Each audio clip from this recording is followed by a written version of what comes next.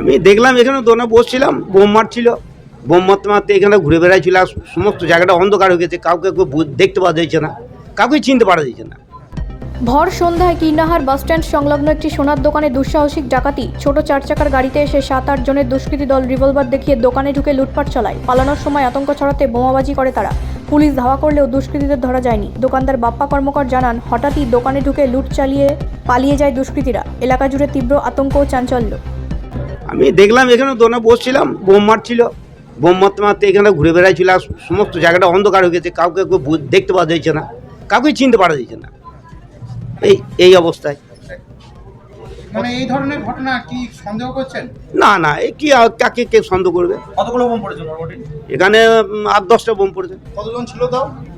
বাইরের জোনা চারেক ছিল। আতঙ্কিত এখন? হ্যাঁ, আতঙ্কিত বটেই। আগ্নেয়াস্ত্র ছিল কাছে? না না, সেটা দেখতে পাওয়া যায়নি। মানে কিভাবে তারা এসেছিল সেটা কিছু দেখে? না না না না, কোন দিক দিয়ে গিয়েছে তারা? গিয়েছে নানুর এইদিকে। নানু রোডে? হ্যাঁ। কিসে ছিল তারা? বাইকে না না না, ওর হাঁটতে হাঁটতে গিয়েছে, বোম মারতে মারতে বেরিয়ে গেল।